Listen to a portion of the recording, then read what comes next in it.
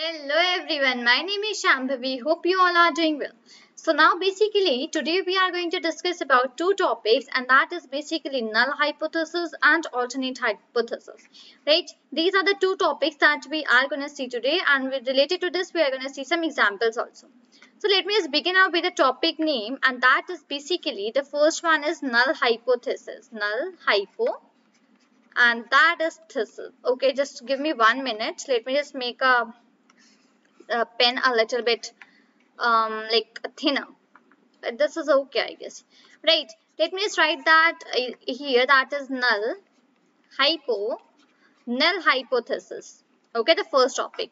And after that we have even alternate hypothesis. So I will just write that hypothesis here as well. Hypothesis, right? So these are the topic that we are going to discuss today, the null hypothesis and the alternate hypothesis.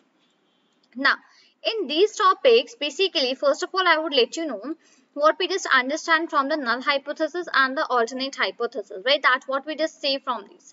So, let me just start writing up the things here. So, the actual test, okay? The actual test begins by considering the actual test begins by considering two hypotheses. Okay, the actual test basically which we have, it begins by considering the two hypotheses. So the first one basically I will just name this as they are called the null hypothesis, null hypothesis, and alternate hypothesis,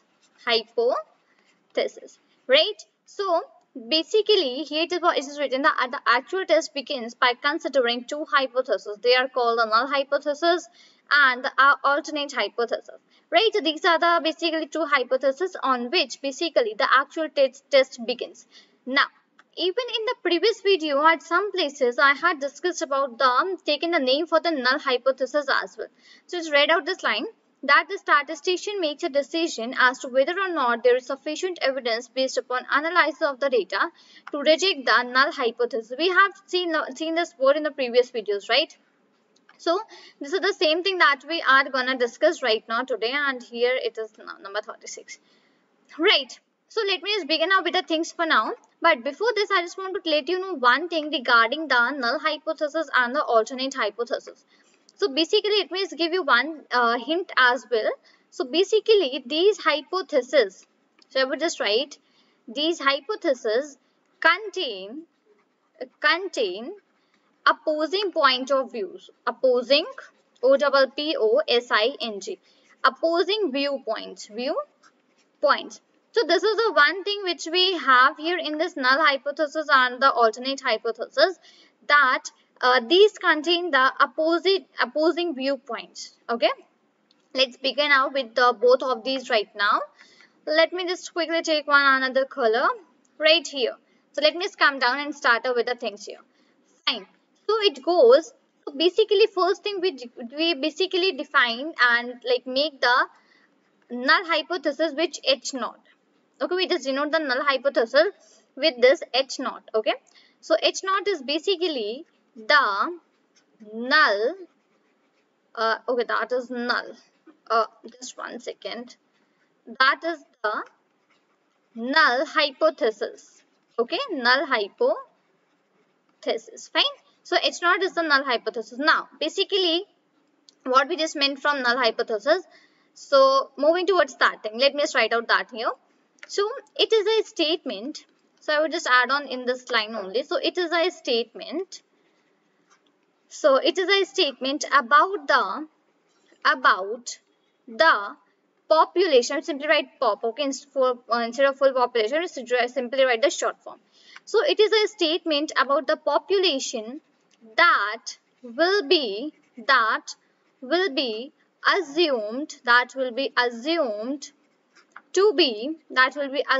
to be true unless it can unless it can be shown, to be, let me just come down, unless it can be shown to be incorrect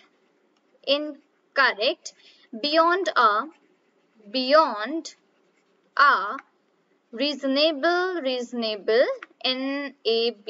beyond a reasonable, and here we come. Okay, one second, let me come down from here, reasonable, and let me just find, just one second, let me just remove this out from here, and let me another take the same color once again, reasonable, and here it is doubt, right? So basically H naught, that is my the null hypothesis. So it is a statement about the population that will be assumed to be true unless it can be shown to be incorrect beyond a reasonable doubt.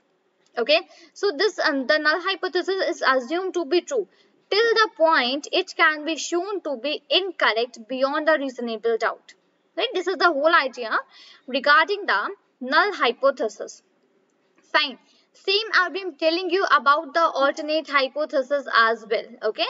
So here comes the second thing, and that is basically my HA. We basically denote it with the H. Null was H naught, right? And this is basically denoted as HA. And I would just write here the alternate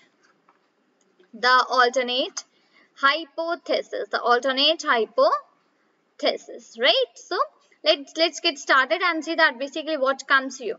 So it is now this is the alternate hypothesis. So it is a claim.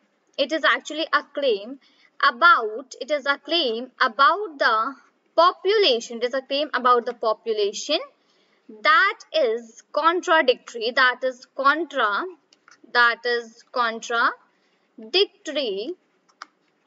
contradictory to H naught, and what we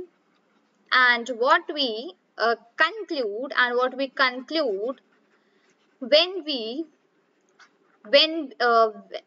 we reject H naught. H naught is basically my null hypothesis. So the alternate hypothesis says that it is a claim about the population that is contradictory to H naught, and what we conclude when we reject H naught. Okay, so basically it is a claim about the population that is contradictory to H naught. Okay, and what we conclude, we reject H naught. Right? Find this. These are the two hypotheses, that was null hypothesis and as well as the alternate hypothesis. Now let's take some example for solving out both of these. Let's say I want to take an example. So I would just write an example like this here. Right. Let's say my first example is that we want, okay, let's say we want to test whether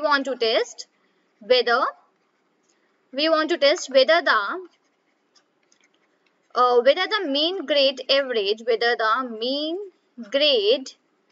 average is whether we just want to we want to test whether mean grade average in American college, let's say in any American college, okay, in any American college is different, okay, DIFF like this only, is different from 2.0, and basically in bracket it is, let's say, out of 4.0, right? Let's say this is the question that we want to, okay, just one second, that we want to test whether the mean grade average in American college is different from 2.0 out of 4.0. Okay, so basically if I just want to find out the H naught and HE for this question which I am getting, so what will be my H naught here? So H naught will be my mu. Okay, that is my mean, and that is actually 2.0. So H naught is actually the null hypothesis, right? And if I just want to find HA, and that is HA is basically not my mu. Okay, so that is mu not equal to 2.0. That is average not equal to 2.0, and this is basically average equal to 0. Right? This is actually how we write out the null hypothesis and the alternate hypothesis. Just read out the definition once again for the both. So the null hypothesis says that it is a statement about the population that will be assumed to be true unless it can be shown to be incorrect beyond a reasonable doubt. Okay. And the alternate hypothesis says that it is a claim about the population that is contradictory to H naught. H naught is basically my null hypothesis. And what we conclude when we reject H naught. So let's say we had just taken an example for this, that we want to test whether the mean grade average in American college is different from 2.0 out of 4.0, right? So in that case, basically I was getting that H naught, that is my mu, that is my average, mean you can just say. So mu, that is my average, which is my H naught, that is basically my null hypothesis is 2.0, and my alternate hypothesis is basically average not equal to 2.0. Right, so this is about how the null hypothesis and the alternate hypothesis actually works. Right, I hope that you have got a fair idea regarding that what is null hypothesis and what is actually the alternate hypothesis. In the next video, we are just going to see a little bit more about these things so that you get a more clear idea about the null hypothesis and alternate hypothesis. Right? So this is all for this video. Till then, thank you and take care.